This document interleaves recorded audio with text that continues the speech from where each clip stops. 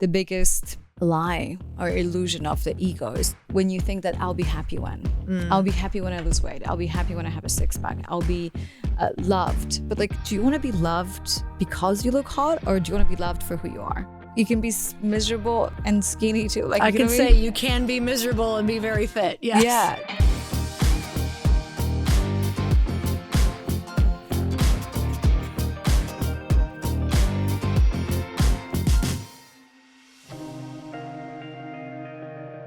Aggie, welcome to the Earn Your Happy podcast. Thank you so much for coming on. Thank you so much for having me. You've just been like this person in my Instagram feed. Does it feel weird that I've double tapped on your face so many times? I mean, not so much because I like this. I'm obsessed with you. So when you reached out and I was like, we should chat, I was like, oh my God, are you serious? You're like my girl crush. So I was like, duh. Oh my like, God. I'm super down. I'm literally like, what? Because it's going the same way. Like, that's how I feel about you. Because I just want to say, like, you know, there's so many women in the space in general, and they're all incredible, but there are very few that actually seem to have a beautiful relationship and be looking hot and be very deep, but also crush in business. I feel like this like one or the other. And on top of that, you're super supportive. You're a girl's girl, like always want to see other women win. And I'm like, I want her in my circle very selfishly. So I'm available. Yeah. I just so happen to be available whenever you want. Please. I love to eat. Great. I do love to have cocktails once in a while. I love to dress up. So yeah, I saw your photos from your birthday. Happy belated birthday. Thank you. And you look super, do you know what made me so excited? So good. Like you look so good. Your fiance is a Sag. Yeah. Which made me just know, like, I did not have any concerns about this podcast because I was like, yes. Which is so not true, you guys, but this is the belief in my head is I'm like, if she loves a Sagittarius, she's going to love me. Oh, 100%. It's so funny because like I have a couple friends that have birthday this week and I just feel like I'm very close with all of them. So there's something to it for sure. What's your sign? What are you? I'm a Virgo. Okay, but we need you. That's why. Yeah. Like we actually need you and I think you need us. Yes, sometimes feel like they definitely the Sagittarius in my life. They're like, okay, guys, you need a little bit of structure over here. Structure. Yeah. Yeah. You can like we can be the hot air balloon. You can be the rope that kind of like tethers us. Like we need that or we'd just be always kind of floating. Yeah. That sounds exactly like Jacob. So Virgo, I did not expect that, but it also makes so much sense in your business. Like I feel like you've done so much and it's so linear and it feels very well planned out to me. And oh, really? Yeah. Does it not feel that way to you? I'm definitely not the most organized. I feel like every time like people come into my business, they're like, wait, there is no system. How you operate this? But it's your system. Yeah. There is a system. Yeah, like they just don't know it. Yeah. But I would have to say that I just have this like principle when I had a work with an astrologist. She said that Virgos always put obligation and responsibility before pleasure. And so I always feel like I need to finish something that I'm doing. And I always want to do it the best I can, which can be a toxic trait. I'm sure you can relate that you like commit on a good follicular day of your cycle to do something. And then like it compiles with other things. So imagine if like Chris is coming back, wants to spend time with you, you have something going on with your business, you have a podcast since 5 a.m. and it's just like when it rains, it pours. And in those moments you're like, what am I doing? But then there are moments where it's actually super fun. Totally. It's just, it's balancing all of that, which kind of leads me to the question of you have your book, Biohack Like a Woman, and then your Biohacking Bestie, and you have all of these incredible products as well. Like, how have you learned to manage all of that? Is it truly like is that what got you into biohacking? Is the fact that you loved to do it all and it felt like it was all falling apart or you couldn't handle it? Or what's that initial story? I got into biohacking because I got very sick. And so I followed the mainstream advice that told me to eat less, have less fat, work out more, have more salads and whatnot. And I was just getting sicker and sicker. My skin was really terrible. I had cystic acne. I had bald patches on my head. I put on weight. I would go to a doctor and he said like, well, that's what happens in your 30s, you know, like, and I'm like, okay, great. No, we're thriving in our 30s. Yeah. Well, so I was like, well, I don't want to take it for an answer, but you know, it's quite intimidating when you go to a doctor and you get a diagnosis, you know, that might be this or that. So I was terrified. I was like, okay, like I really want to get into biohacking. I feel like that was just like my, it's almost like feminist, like step is what would be the right word? Standing up against the system. I feel like the system, the medical system, and you feel like, no, I feel like I can do more. And so I got into biohacking, and, you know, I love Dave Asprey or people like Brian Johnson, but it was overwhelming as hell for me because it felt like everyone in biohacking is doing so many things every single day, and they have a 4-hour morning routine. Totally. And never go out, and, you know, all the I would fun hear goes things, away. yeah. And so I would say like, oh yeah, biohack, and everyone was like, well, what about? But you have your nails done and your hair is done and you had your boobs done and this and that. And so I was like, oh wait, so it's like Olympics that either do it all or nothing at all. And I was just like, that's not at all. Like, it doesn't resonate with me. Totally. I feel like we have so many expectations as women. I'm not gonna like let other people make me believe that I have to do something either 100,000,000% or not at all. That's why I've been so turned off by so many things is I'm like, I can't do that. It's so Extreme unrealistic. stuff. Yeah. I'm like, great. Like, I talked to fellow biohackers and they're like, oh, I haven't gone out in like 4 years. And I'm like, I'm not impressed. I'm just like, oh, how sad. That's so sad. It really is. I like, did that to "Aw." myself for a while. It's sad. Yeah, and I was like, fuck, I also want to be a biohacker, but I don't want women to like give up or feel like, you know, there's another thing on their to-do list. And we all know that cortisol is a big factor in not seeing results and feeling good. And so it's like, that makes me feel really stressed when I follow every single cold plunging, you know, hardcore fasting, keto advice out there. And so I decided to write a book, which is basically how to biohack and bioslack, which is like finding the right balance about what really matters and how to actually understand that. For me, biohacking is so much more than just getting something right or like getting your diet right. For me, like, that's why I really look up to you. Because to me, a true biohacking woman is a woman who, like, cool, yes, she eats healthy, yes, she likes to move, yes, she gets her supplements in, but at the same time, like, she has a great fiery relationship with her husband that she prioritizes, and they know you do too. And she feels fulfilled, like she lives in her dharma, like she knows, okay, I came on this planet to do X, Y, and Z, and I'm not gonna give up on that because of, you know, society expectation. Like, she fights for herself. And that, to me, that the purpose, the mindset is almost more important than the diet. And we know that mind over matter. We know, I mean, you know, Joe Dispenza, like, we know that you can take a placebo and feel better. So there is that level of like, yes, biohacking works, but also if you feel like cold plunging is going to heal you, it will. Yeah. If you feel like this is the one modality that you don't need because you can heal through meditation, that is also true for you. Right? And it goes in seasons. Yeah. So but I think subconsciously we know what's best for us. Like, if you I had a moment, okay, I want to cold plunge, then I feel like it doesn't feel right. And it's honoring that female intuition that it's like, even though it must be probably good for me, it just doesn't feel right now.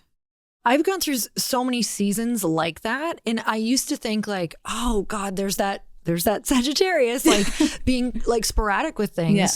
But I've learned that truly there are different seasons for so many different things. And sometimes you go back to things. Sometimes you never go back. Sometimes, you know, sometimes meditation feels great. Sometimes it feels horrible. Like, sometimes it's not what you need. Sometimes you need like moving your body or like going on a trip, or you need more fun in your life. And that was one of the hardest things for me to learn. So what do you tell women after they just kind of hear, okay, there's different seasons? How do they start tuning into that after like not being tuned in at all? Like, what does that even look like? Yeah. And I think that's why it's super cool that we actually have a built-in cycle, our internal hormonal cycle that, you know, because we're on the pill, we get disconnected from. So then we feel like I always have to go, or always have to like there was no, you know, like, when do I go? When do I push myself? When I don't push myself? I need this conversation. You know, I really know nothing about this. Really? And every time my period comes, I'm like, oh, I'm surprised. Oh, but it's regular. But I'm still surprised. Okay. But I really need this conversation though, because I'm always like, why can't I push today? And it's so when you look at everything in nature is cyclical, right? And like the seasons. And so we women are the same. We have 28-day cycle, and we go through seasons, which is like our inner winter, which is our menstruation, where we feel like we kind of go within, and it's a time for us to like be a little bit more introspected and connect with ourselves more, the intuition. Then we have our follicular phase and ovulation phase, essentially your inner spring and inner summer. So this is then where our estrogen peaks, and we feel like, wow, like I feel good, you know, like the good hair day, like Like you even look, I do notice that every month I even feel like I look different. Yeah, everything. Like sometimes I'm a troll, sometimes I'm pretty. Yeah, this is completely normal, right? So this is when you're in your spring and inner summer. So I'm just coming out of my inner summer, and I just know that this is like, oh, I feel good about myself. And you get a little, this is like nature, like trying to make you feel good so you procreate, right? Because this is spring where you're fertile. And then fall is, you lose your face. So your inner fall, which is essentially summer, where you just feel like not really feeling it, and otherwise you would be pushing it. We want carbs. Yeah. Well, carbs, but like also emotional carbs of like things that like make us feel good. And when you understand that you track your cycle, Cycle Bestie as well was kind of like help women get a little bit more regular with their cycle. Then okay, I go for 2 weeks and I just go a little easier, and it's just like a cycle. And we know for a fact, through science, that if you get more cyclical with how you approach life, you can achieve so much more, because it's a very good long-term solution versus trying to push yourself. I mean, this is guilty, by the way. I don't know. I'm like, you teach what you need to learn. Oh, yeah, absolutely. So this is me. Because I would like push myself for 7 months and I would get burned out. And it was like, okay, this doesn't work. So what if I just can, instead of having this big cycles of pushing for 7 months and then not doing anything and feeling burned out for 7 months, what if I could just be 2 weeks and 2 weeks, right? So what if I just can do it all and plan my life around this and just kind of like honor it. And the more you honor it, the actually less painful it is. That's the ironic thing. The more you like match your diet, your lifestyle, your workouts, your everything, even your intimacy to your cycle, you all of a sudden realize, I'm like, oh, cool. Like I'm not broken. Like a lot of women feel like they're asexual, or they feel like, oh my God, like I don't know, like I can't get wet enough. And it turns out they're in the wrong part of their cycle. And if you get intimate at the right time of your cycle, you can actually realize that there's nothing wrong with you. And I can't tell you the amount of times women reach out to me that was like, I thought it was something wrong with me, or I was broken, or I feel like I was asexual. And this was just like, I feel like what you just said is half the battle. Like when we know that something is normal, it makes, even if you change nothing, it actually makes everything better. Like you can stop stressing, because I think that the amount of chatter and the cycle that goes on in the back of our head and the amount that drains our battery, like just that, the fact that you said, some women feel like asexual. They're not even sure if they are like, do they have this bone in their body of attraction at all anymore, even to a partner that they're like obsessed with. But so tell me a little bit about that for somebody who's like an entrepreneur, who's like hardwired, hard charging. How do you even set that up to be like, how does that even work? I think you actually mentioned a very good point. I think just like we always like, oh, let's normalize this and that. But at the end of the day, like, what's best for you. I feel like because we outsourced our power, we feel like we always look for validation. Is this what I'm going through normal? Like, is this normal? I feel like we as women often ask that question every single day. Always. Yeah. Is this normal that I'm getting bloated? Like if I pulled up my DMs right now, this would be number one question. Is this normal that this is happening? And I'm like, if it's normal for you, like that's normal, right? And like we want to, I guess, like get rid of the labels of what normal is and just kind of find from a place of curiosity. I'm like, right before my cycle, I feel like I want to go in.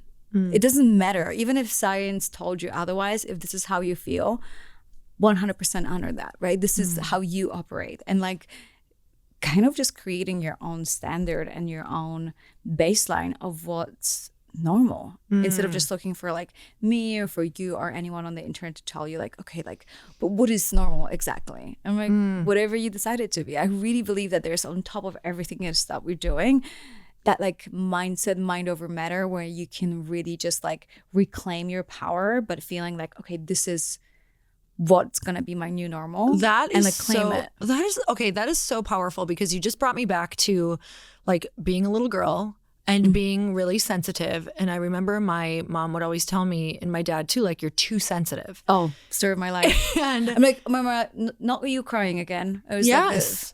And so guess what I turned into? Like, I couldn't feel feelings until like 4 years ago. Like we could sit here. I got goosebumps when you said that. You could tell me the saddest thing ever, and I'd just be like, like I would know it was sad, and I would feel like empathy. Yeah. But I couldn't get my tear ducts to respond. Like I couldn't like actually feel it, because everything, exactly like you said, like as women, I feel like we've outsourced, like, how should I be? Yeah. Oh, okay. You don't like that? Okay, I'll be something else. The pressure to be a good girl, insane. So like when you're being told you're too sensitive, you immediately shadow off that part that is that, which is probably your superpower, and that's why you're such a good interviewer, and that's why your podcast is so successful.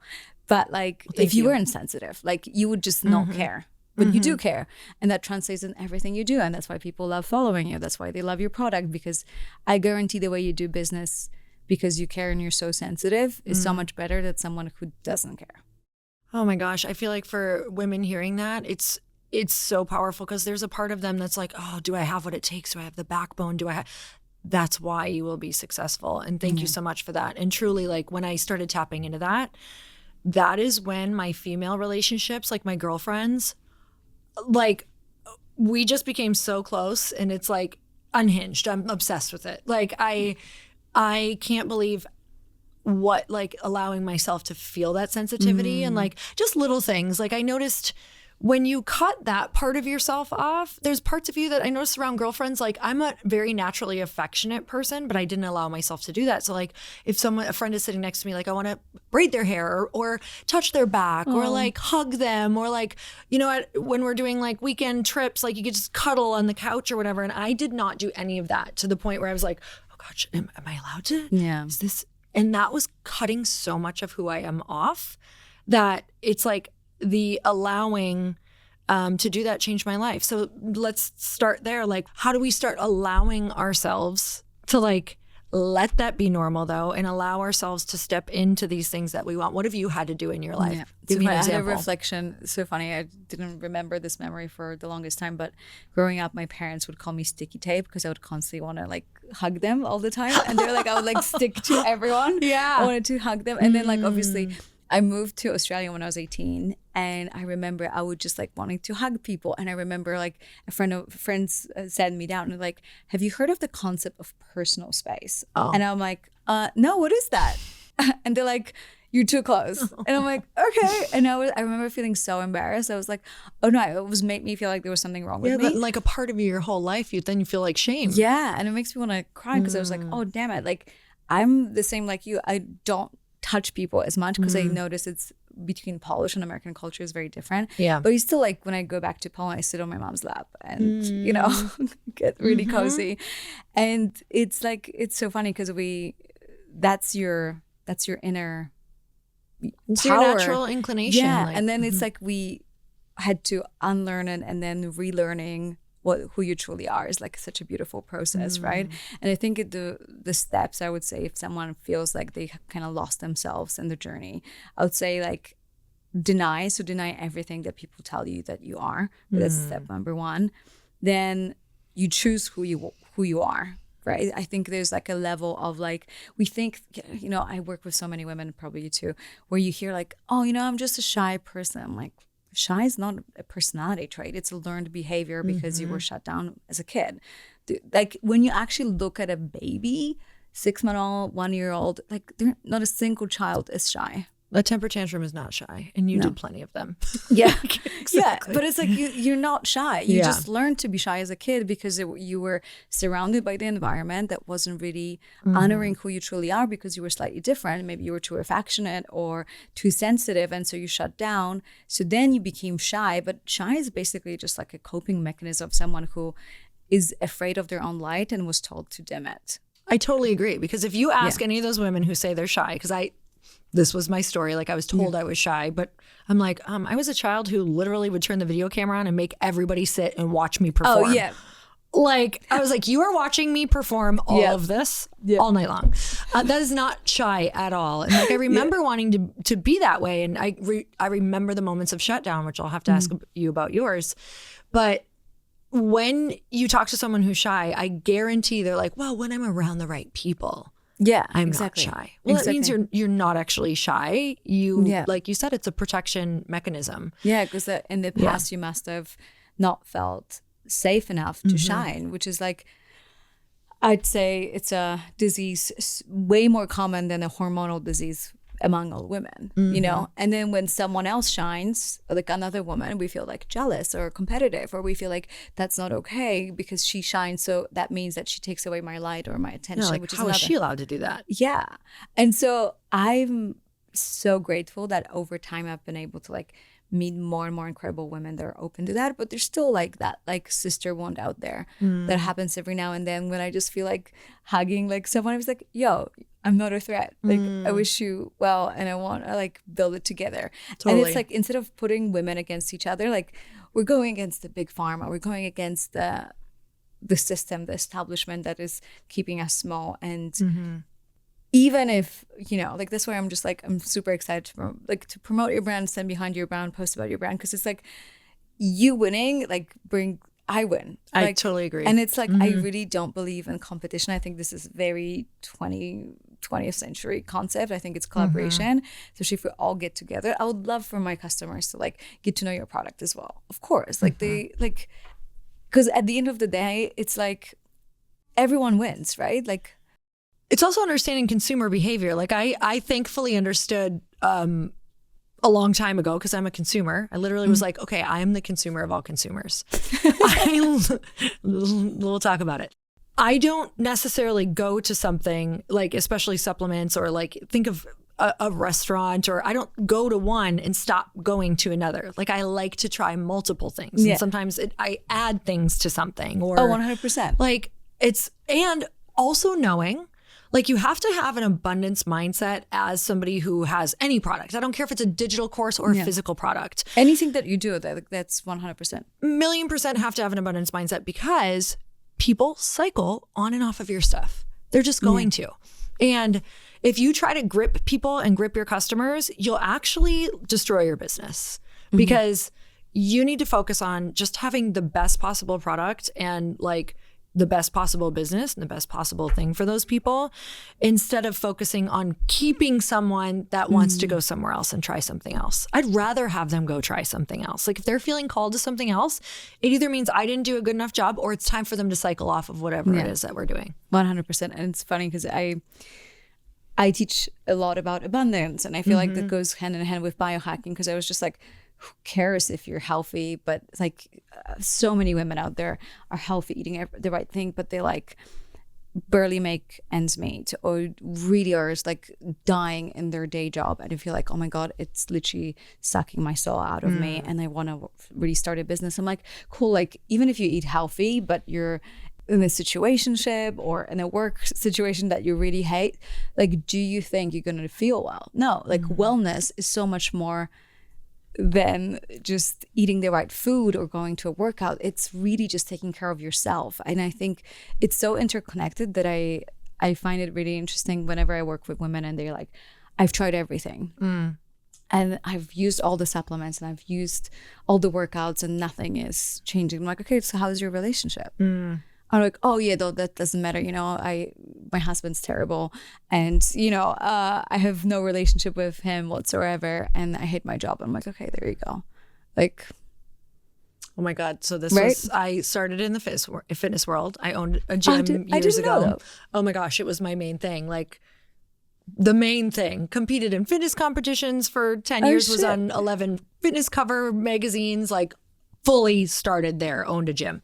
Training all of these different women. And then I had an online membership for 9 years where we would do, we did like fitness challenges for 3 times a year. And this is back when Facebook was amazing, but I would have 40,000 women on fitness challenges. And I was like comparing myself to a friend who was having like hundreds of thousands and I thought I was doing terrible. Now I'm like, oh God, those days were so good.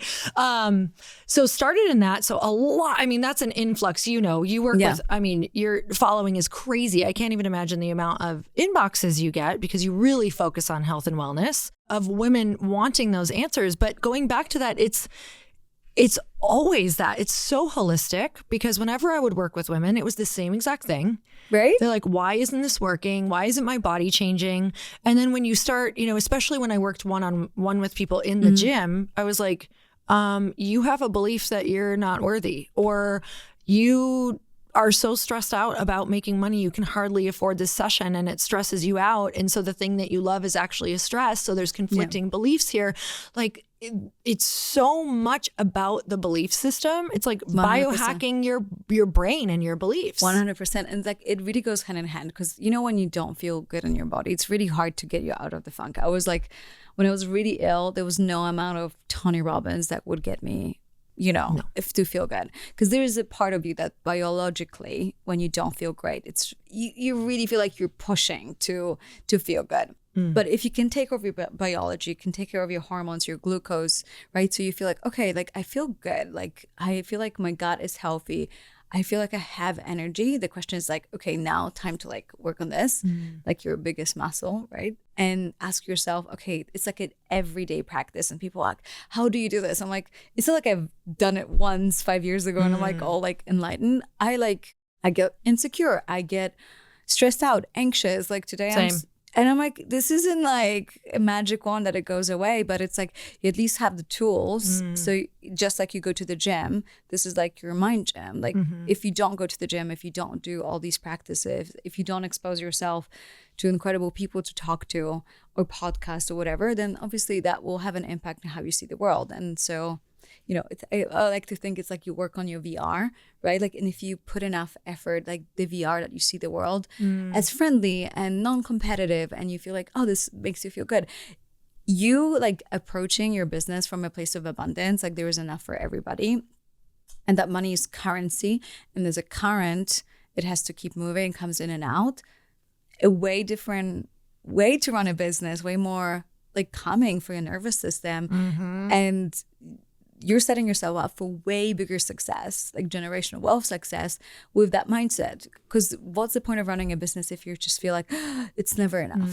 And I catch myself sometimes, you know, it's Black Friday. Are we going to make enough money? Are we going to do this? Oh, yeah.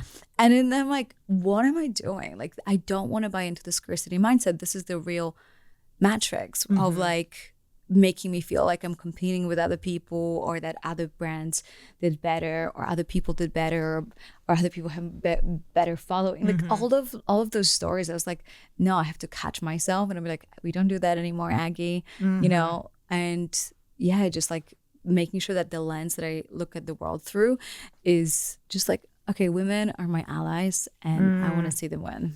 Oh God, I have to do that all the time because it's so easy for me to get caught up in the comparison thing. And now, especially with, I think having a physical product too, and getting really back into, you know, the digital marketing space in a different way. Like it can be really bro-y. It can be 100%. Like, yeah. You can get really caught up in feeling like you're not doing anything in your company because everybody's always talking about who's doing the most, you know, out there right now. So I'm just like, okay, you've always known that does not work. That hasn't worked for me in the fitness world when I would compare myself to the person at the top. That didn't help. It makes you feel like you're doing nothing when really you have this, you've done so much. It's beautiful. You have a beautiful life, and you're comparing to these other people. It's like the worst spot for me.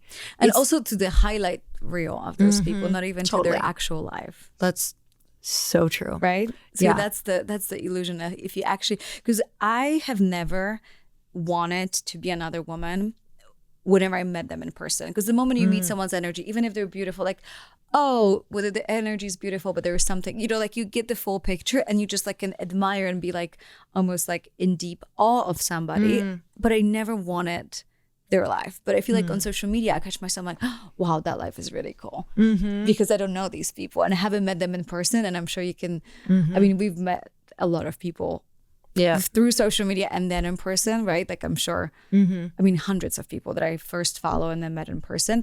And sometimes it's like, oh my God, amazing. And sometimes it's like, never met social your media heroes. filters the reality. Like so I had this amazing thing happened to myself where it's like one of those, you're like, thank you, God, for that little insight.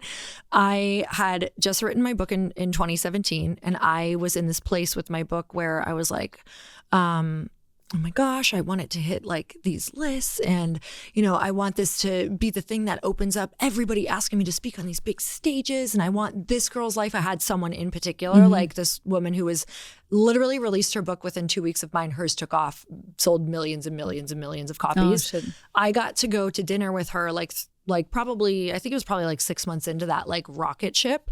And she had been booked on, I think at the point where I had dinner with her, it was halfway through the year, and she had spoken on over 140 stages. Now, Wow. before the book came out, if you asked me if there was that much demand, I would have been like, well, yes. I mean, this is like the career I want. Like, let's go.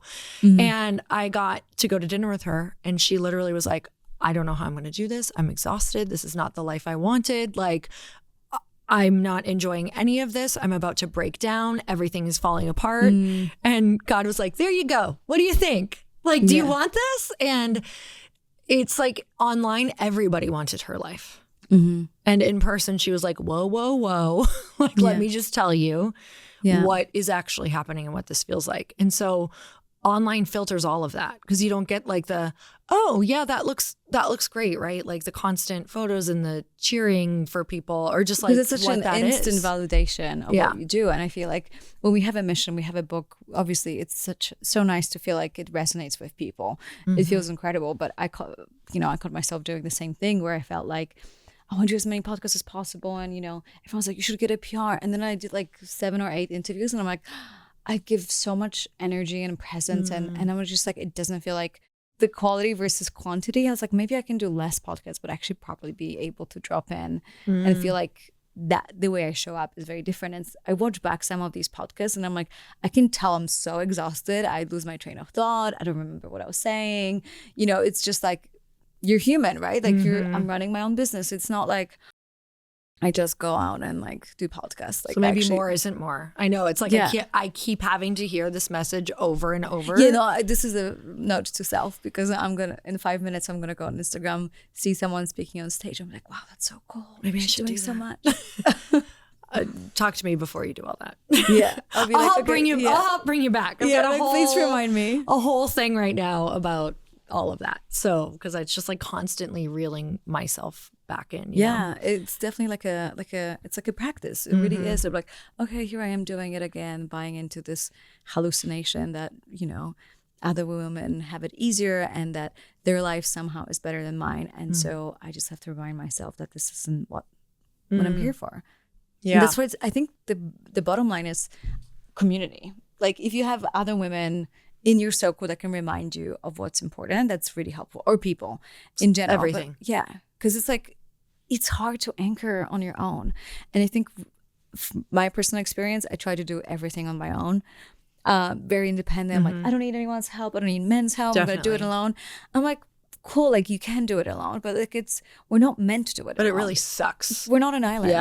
Like it's a community. We thrive through community. We know that people that live the longest, it doesn't really matter. They're trying to come up with the best anti-aging diet and like all of that stuff, but at the end of the day, we look at people that live the longest and they live in the communities. I know, and they get to eat bread, and sometimes they even drink a lot, sometimes they smoke cigs. And then you're like, truly, I'm like, it's in community. It's like movement and in community. Yeah, 100%. And just like nature. And so when we focus so much on what to eat, and it's like, should I have a steak? Should I not have a steak? What about the carbs? What about the keto? And I'm like, does it really matter? Of course it matters a little bit, but like between you and I, like I would focus on like really living a fulfilled life and getting to ask yourself like some uncomfortable questions of like, what am I here to do? And like, how can I step into my fullest potential? That is finally, it only took me, 25 years. That is finally the realization that I'm having is, because I come from a heavy family. And so, I went on my first diet at 8 years old. Huh? Oh, heavy as in like, okay. Oh yeah, overweight. Okay, overweight. Yeah. And so I think the initial obsession with fitness was like anything to not feel the pain of being overweight, because you get made fun of it for it as well. And that just causes a lot of, I thought that being fit was like a protective layer from everything. Like that's what I believed. Like if you look like that, you must be shielded from all, right? You must be popular. There's so much judgment about that. My parents were also like bigger, especially my mom. And sorry to interrupt, but I just felt really called to share that. Like growing up with parents who were made fun of for their looks when people's like, oh, your mom is like maybe lazy, maybe she's this, maybe she's that. And my mom wasn't these things at all. Yeah. And I felt like these labels were so unfair to people that are a little bigger that I feel like big part of what I do as well is just to show people that it like it's still the same person underneath. Like I'm the same person. My mom lost, I think 60 pounds recently, and everyone's like, oh wow, like she's this and that. I'm like, it's so funny because like 5 minutes ago you didn't think she was those things.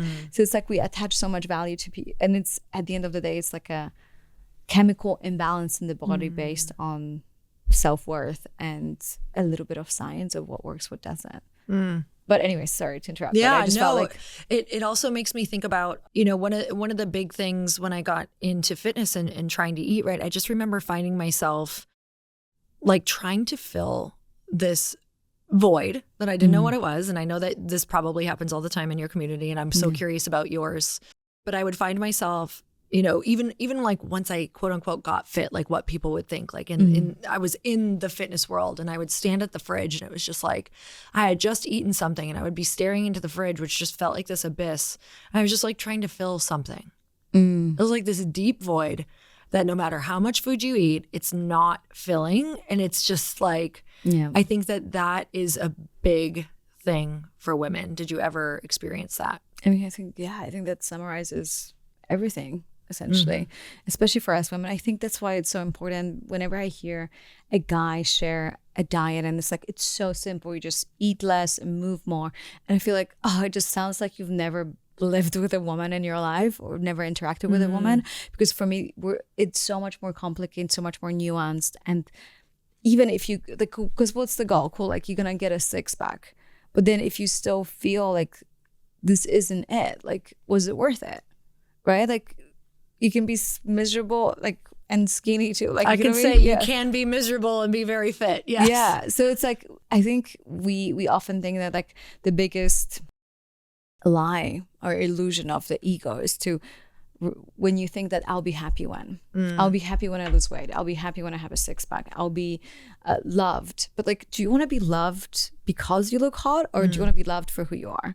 So every time I feel like I catch myself like, wow, like I wish I looked prettier, or I had less, like I was smaller or skinnier, and then I'm like, so that more people like me. But would I want to be friends with people that only care what I would look like? No. So why do I care in the first place? If people want to be in your life because how you look, they shouldn't be in your life. Right? So like, so what are we trying to achieve? Oh my gosh. I was on we just went to Italy, and we have these friends who always keep us really grounded because they're expats, but they moved to Florence. Oh, wow. And they are like, every time we go there, they're like, nobody talks about work here, so don't talk about work. I'm like, okay.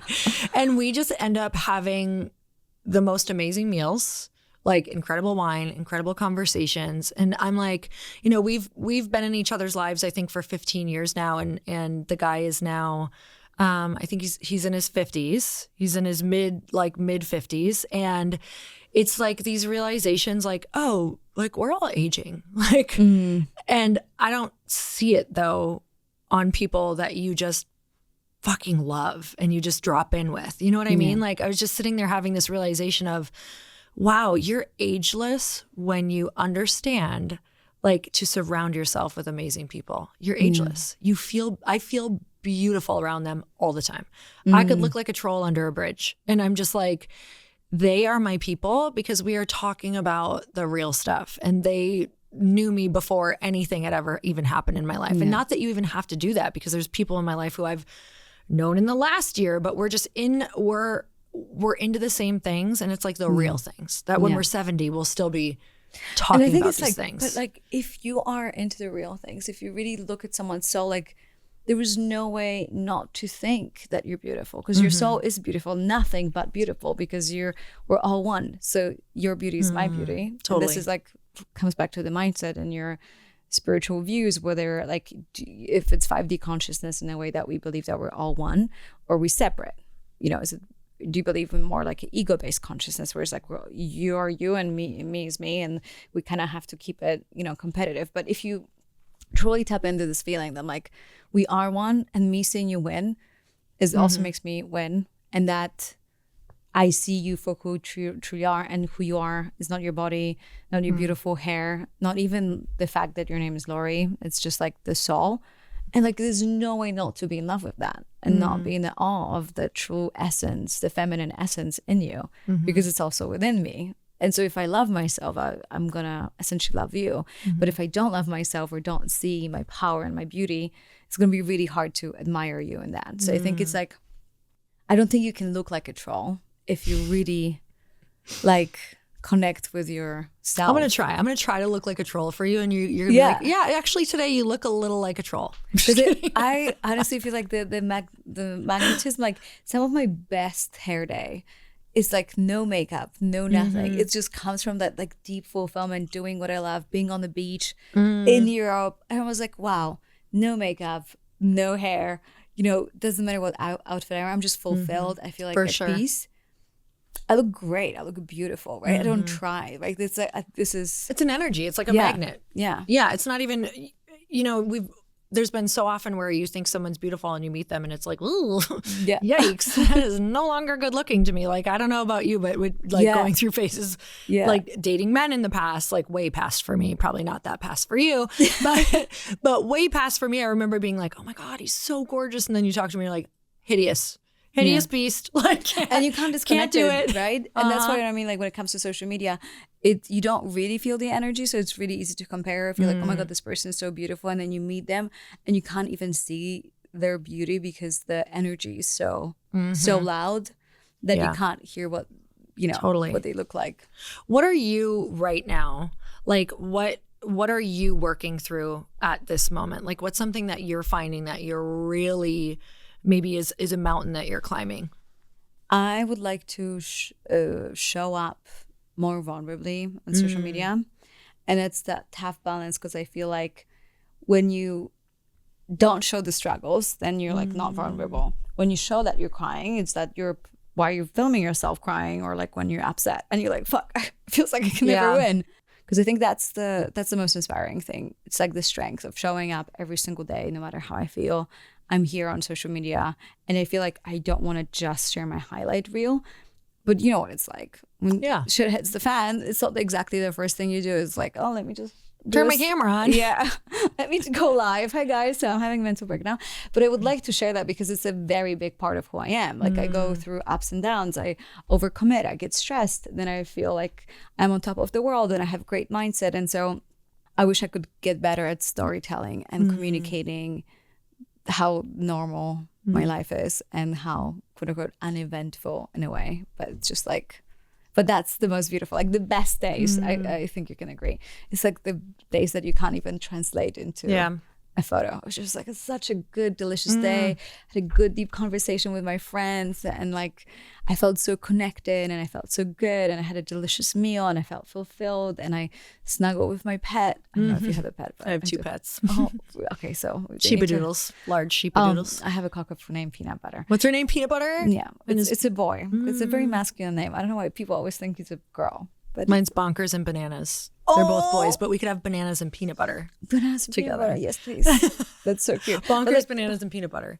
But when you look at like Bonkers or Bananas, you can see like, wow, like it's so funny how like the joy, like I wanted more of that, you know? And I feel like because I have this like weird conditioning that I feel responsible for everyone's feelings and emotions, and I feel like I have to earn my happy in a way, but maybe I don't.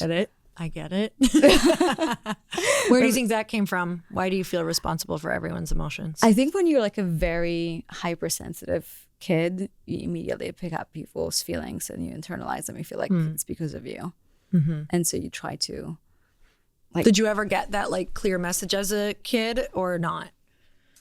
I mean, I've been told that I'm like way too sensitive growing up. And then I think if you're in a coaching space or like, you know, self-growth space, and you help other people, like it's usually because you want to help yourself in a way. Totally. Right? For sure. So that's all I'm doing here. That's why we're talking. You need therapy without By the way, you need selfishly therapy. for me, I'm so sorry. Yeah. It's like with the podcast, because it's just like you feel like, well, I'm sure you do a podcast because you wish you had those conversations and access to these people 20 I just wanted years deep ago. conversations and like I wanted answers. Yeah. For sure. So I would say that would be like my biggest goal right now, to like just being able to like tap into that joy and not feel like I'm responsible for other people's feelings. I love that you shared that, because literally my goal right now is to be more authentic, like figure out how to be more authentic online, because that's not my natural inclination to be like, wow, this is my 5th sucky day in a row. I'm getting my ass handed to me in business. Let me just tell you what happened. I feel like I'm failing. This is sucking. I lost money here. I had to let go of this team because it was a bad decision on my part. Like, that's not what we feel. Like, well, I would honestly, I would do it, but because there's other people involved. Yeah. And like, I don't maybe want to share like, hey, like I had to fire somebody, or you know, because it just feels like it's not like exactly something I'm super proud of. Like, some of that stuff you can't necessarily share in real time, because there's people involved. Exactly. So I was just like I really want to, and I think it's just like, and giving people, allowing them time. Like my Jacob, my husband, met his biological dad for the first time a year ago, but he only shared that like last month. So I was like, cool, like that's his decision, even though it was such a big part of our life. I was like, that's not my story to share, so I can't really share it. And I think it's just like that under navigating that, right? And like being able to say like, I'd like to share something and show up that isn't always perfect, and share with people like, this is what we've been going through, but also realizing that some stories are not ours to share, and not with everybody. So so something that I'm gonna do to like let myself practice on like being more authentic. I was like, let's post it together. Literally, I'm gonna do a I think I'm gonna continue to do them. We'll see. But I'm working on doing like a hidden podcast series, like that you can opt in for. But it's going to be like it's just a different version where I'm a little more like real and raw, and a lot more of my normal sailor swearing, because I'm trying to practice somewhere else that feels a little safer. And so if they're opting in, if it's my people, I feel like if you're a hater and you do that, like that's fine, whatever, go for it. But it's like, how can I create these safer spaces for me to practice on that until I feel comfortable enough and get some feedback from people who I know, if you're like opting in for that, where I'm like, hey, this is going to be a lot more real and raw, then great. Like you opted in for it. Where I think right now what feels different is, I think some of the myths can be, and when I've seen some people like either get canceled or like people get, really upset with them, it's typically because they've been showing up online a certain way, and they decided to like maybe let a little more of themselves out, or they got caught being themselves, like truly being themselves. Yeah. And so the goal is to let yourself more out before you quote unquote get caught being your real self, and you disappoint you have a mass disappointment of people who feel like they got bait and switched. Yes, but I also feel like it's so annoying in a way that we got to a point in our lives where people are like, I'm so disappointed. I'm like, good. It is annoying. It's really like dumb. You are an adult. You are capable of being disappointed. Like, right. And it's also not my job. So like when I worked with my coach, and she was like, oh, I met this person that I like looked up, and they were like a really big motivational speaker, and I look up to them, and I met them in person, and they were terrible to me in person and out of integrity. And she's like, but it's not his fault. Like, you idolize them. It's true. You're fully aware that this is what they post on social media, like publicly. Like, why are you upset with him for what your assumption? And it's like, it's your ego, because you want to idolize somebody there, and you feel like, oh, people out there is better. She's like, it's your responsibility. And I was like, oh shit. Like, so she didn't like let me off the hook. She was like, it's actually your fault, and get over it. And so I was like, really interesting, because at the end of the day, yes, I can totally feel the pressure of like, especially for us women, we have to be perfect. We need to show up, but don't show up too much, and do this and do that.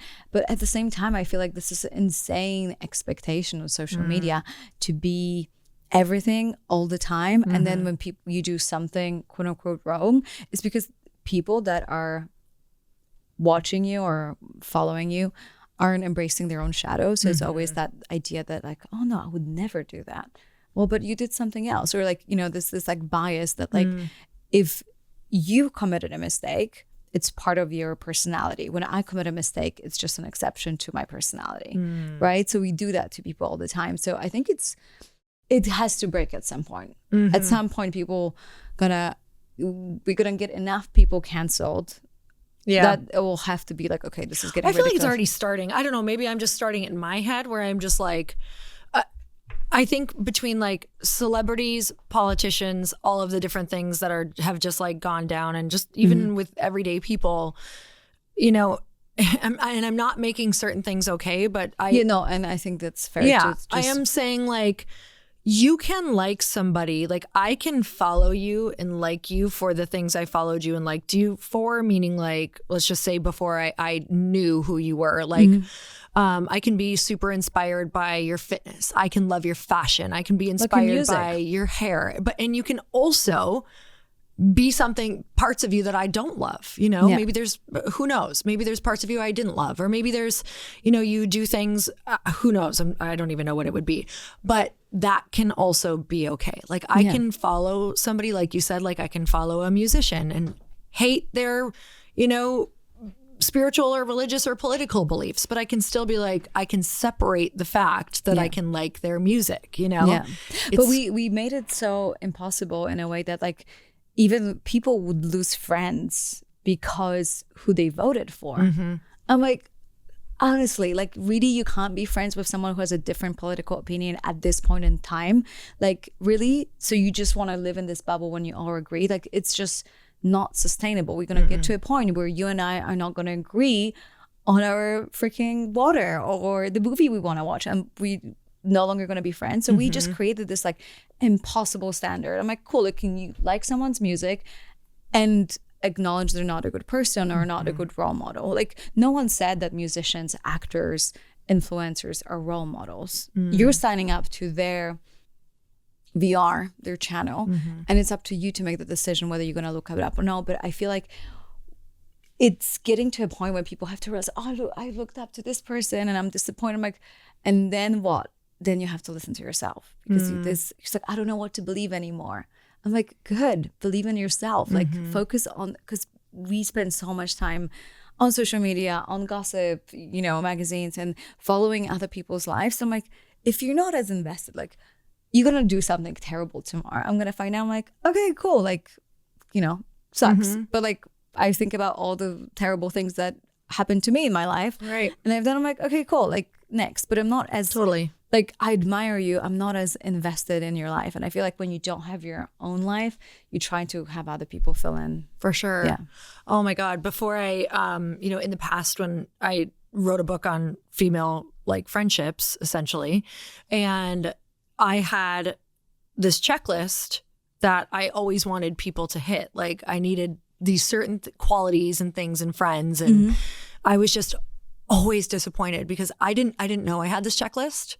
But it's probably like when people are dating, they have this like checklist that they don't tell anyone about that nobody can hit because it's an impossible checklist. And so I had this with girlfriends. I like did not struggle in my romantic relationships, but girlfriendships, it was like I was constantly disappointed, like constantly, because I had this checklist I wasn't even telling them about that I just assumed that they should know. That they didn't hit. Oh my God. As soon as I got rid of the checklist, it was like, I can now understand that there are so many different buckets for people to fill. And like, you know, because I'm so multifaceted, we all are, that I wanted them to be multifaceted in the exact same way as me. Like, I'm guilty of that too. Like so bad. I'm like, oh, you love business, but you don't like adventure? Too bad. Yeah. Like, yeah. Okay, that's so funny. I didn't think about it like that, but it's for sure like, we do it to our romantic partner as well. Like, you need to inspire me, be adventurous, be good in business, be good in bed, do all of these things, right? And it's like another checklist. Totally. And the checklists keep us from getting like the massive blessings that those people actually have, because we're so focused on what they don't have that we miss that this person is so good at fulfilling this certain thing inside of us. And I missed out on so many girlfriends who, thankfully, a lot of them like were still there when I actually realized how incredible they were. Like, you know, I have one who's just an adventure friend. Like she's not going to want to talk about business with me like at all. And I just hated that. I was like, oh, like I can't hang out with her because I really need this like business focus. And now I'm like, great, let's do a vacation where we don't talk about business at all. All we do is surf in Costa Rica. Like, let's just go have fun and not talk about any, like now I can compartmentalize these different parts of my life right down to my husband. The reason I have such a great relationship with him is I'm not making him be all the things for me, because now my friends can be those things, like fill those things in, and I can appreciate him for what he is in my life. And I think you just described the meaning of community. That we, again, glorify the perfect partner, the best friend, my, bestie, right? Like, oh, my best friend. It's the best friend of all of the friends. But the pressure to be everything as a partner, as a wife, or as a friend, you're like, dang, like that's like enough. Like, I really love that you understand that, okay, out of the community of 20 people, this is my adventure bestie, this is my business bestie, and this is I have girlfriends that we're just like dressing up, going to a restaurant and whatever. They're not the best biohacking friends, and I love that I have my science besties as well, and I have my biohacking besties, I have my going out besties, I have my adventure besties, so the travel besties. And when you realize, I'm like, wow, like I don't have to put that pressure of being everything on one person, and all of a sudden you just realize, I'm like, oh cool, maybe I don't have to be all of the things all the time either. Oh, it's the best. Right? I love that. It relieves all the pressure from you. And then if we keep the checklist, or we keep people on pedestals, I hate to break it to you, but you will turn 40 or 50 and have 0 friends. Like, I watch people in my life who, like parents or parents' friends, like they all eventually end up falling apart because they all want each other to like believe a certain way, or be a certain thing. I'm just watching these like very rock solid beliefs make them lose all their friends towards the last chapter of their life, which is the sad, that is like, if I'm taking a lesson from that at all, it's watching how these beliefs are making you completely lonely at the end of your life. And that is like not what I want. So really allowing people to be in those different compartments and love them for those reasons, Yeah, and maybe just not all necessarily put all the eggs into one basket, and allow yourself to like be friends with multiple people, right? Like it's just like, I think that is also healthier than just trying to just pick the one person that you're the closest with. Totally. So what we're saying is the best biohack is community. 100%. I thought it was like, what we're saying, we're besties now. Yes. But I was like 100%. So here's what we're saying. I'm glad you could all listen into this session. Yeah, no, I guess what we're saying is like, okay, biohacking is amazing, please do it. But at the same time, something above it all is that innate feminine intuition to like just nurture herself, nurture people around her, nurture like, like nature, like everything around her, and like bring that beauty into the life of everyone around her, and less pressure and like more fun, more joy. That will heal you, that will cure anything that you're going through, right? It's the best medicine. And if you're ready for some other things, you have incredible tools, because I'm all about the tools. So many times in the beginning of my journey, or when I fall out of, like routine, which has happened multiple times in my life, and I'm such a routine-based person, a lot of times it takes like one thing or one product to get me back on. Like just if you just do one simple thing. So tell me a little bit about your product line, and if somebody's in that phase right now where they're like, oh, maybe this, they understand the community stuff, they understand what we talked about, but they also know something is kind of missing. Yeah. Well, the one product I'm the most proud of is Psycho Bestie. It's the first supplement that's phase specific. So you take one capsule for every day of your cycle, and it's a different formula for every day. So you get to like experience 25 different ingredients, but they're specifically designed at the specific time of your cycle. So it supports better ovulation, so better mood and libido, and less PMS and no painful periods, but also just like more energy and estrogen balance. So I feel like that would be I know many people who need this, and I need it. Did you say better mood during your period? Yeah. Do I take it every day of the month, or do I take it on my cycle? You every day of the month. So we're basically at the beginning of your you're always on a cycle. Yeah, your cycle is 28 days, and the period's only like 5 or 6, right? So like for the first 5 days, we take care of your menstruation. So make sure that it's like, it sucks less, essentially. The follicular phase, it's gonna, we're gonna focus on making you help with like energy, so your workouts are better. Like make sure that estrogen has to be the right balance. Too much estrogen, you're gonna put on weight. Too little estrogen, and we're gonna lose the glow, right? So it's like just right, a Goldilocks rule. So we have dim inside to make sure that it works, and then we have the hydroberberine, so it helps you with glucose spikes and all the other. I'm just so proud because I feel like this is like the one product that I created that's like with women in mind. Because I'm like, what you need on your day 1 is not what you need on your day 17. Like, so why am I supposed to take one supplement every single day? Like, I'm not a bro. Like, I'm a woman. I need a supplement that's designed for me. So I was like, I'll just make one. I love that. And it's beautiful packaging, you guys. Check it out. Seriously, our cycle is so, it literally controls so much of who we are, which 100%, which I need to tune in more. So, but that's why you came into my life. Well, for many other reasons as well, but I'm so grateful for you. Where can we find you, follow you? Where can we get the supplement?